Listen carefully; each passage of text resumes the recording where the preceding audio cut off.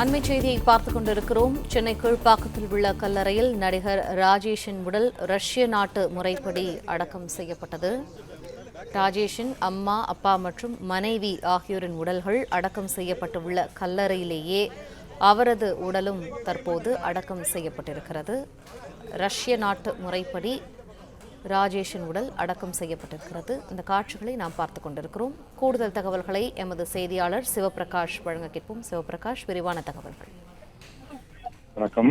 நடிகர் ராஜேஷ் அவர்களது உடலானது அவரோட கொண்டு வரப்பட்ட அந்த சவப்பெட்டியில் தற்போது வைக்கப்பட்டிருந்தது.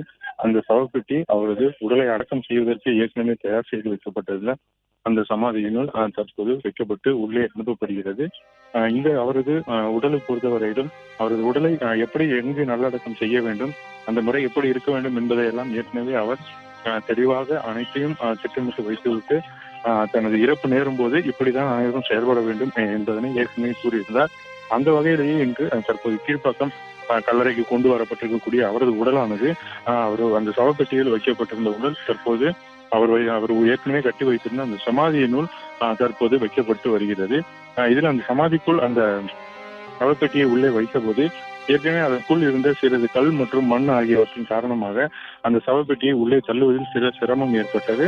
அதன் பிறகு அந்த கல்லறை பணியாட்கள் வந்து உடனடியாக அதனை சரி செய்த பிறகு தற்போது அவரது ஒரு சவப்பெட்டியானது வைக்கப்பட்டு உள்ளே அந்த சமாதிக்குள் அனுப்பப்படுவதற்கு தேவையான வேலையும் நடந்து வருகிறது. அதே போல நடிகர் ராஜேஷ் அவர்களது குடும்பத்தின் செல்லக்கூடிய சச்சின் பாதிரியாரும் இங்கு வந்து அவருக்கான அந்த இறுதி வார்த்தைகளை தற்போது இந்த இடத்தில் பேசி வருகிறார்கள்.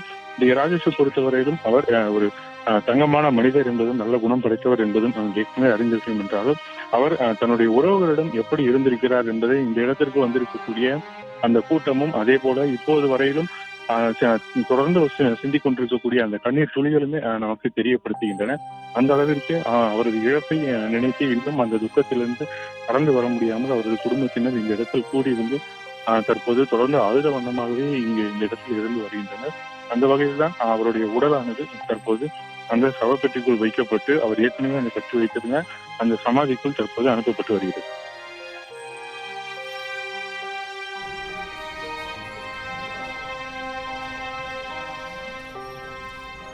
நன்றி சிவபிரகாஷ் தகவல்களுக்கு.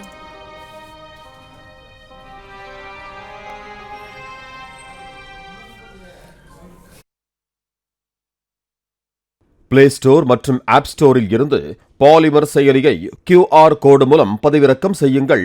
செய்திகளை உடனுக்குடன் பெறுங்கள்.